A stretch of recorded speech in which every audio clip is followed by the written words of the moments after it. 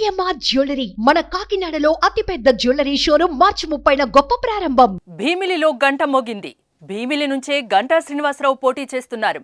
Pending లో ఉన్న 4 Lok Sabha 9 assembly స్థానాలకు టీడీపీ అభ్యర్థులను ప్రకటించగా గంటా శ్రీనివాసరావుకు భీమిలి టికెట్ ని చంద్రబాబు కేటాయించారు. దీంతో కొన్ని రోజులుగా కొనసాగుతున్న ఉత్కంఠకు తెరపడింది.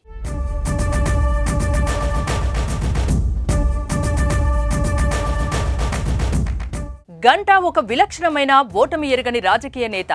ఎక్కడి నుంచి పోటీ చేసినా విజయమే దక్కింది. 1999లో రాజకీయ రంగ ప్రవేశం చేసినప్పటి నుంచి ఇప్పటి వరకు ఒకసారి పార్లమెంటుకు, తర్వాత 4 సార్లు అసెంబ్లీకి పోటీ చేసి వరుస విజయాలు సాధించారు.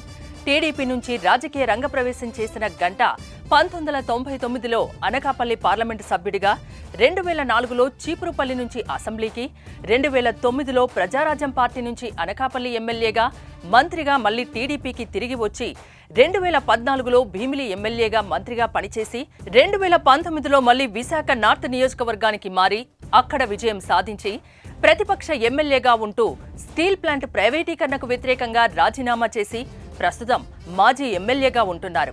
అయితే ఈసారి మాత్రం గంటా పోటీ చేసే స్థానంపై కాస్త ఊగిసలాట సాగింది.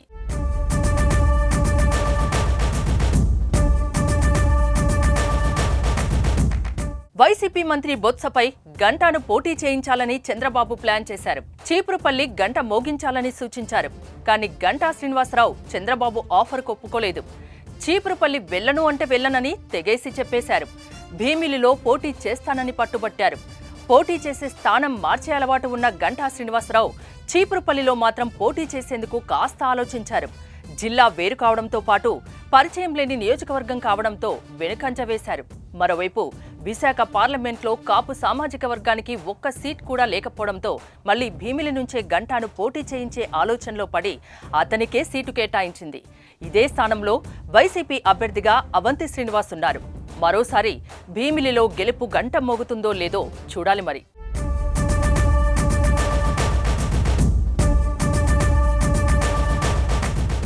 సుమన్ టీవీలో మీ పర్సనల్ అండ్ బిజినెస్ ప్రమోషన్స్ కోసం కింది నెంబర్కి కాంటాక్ట్ చేయండి.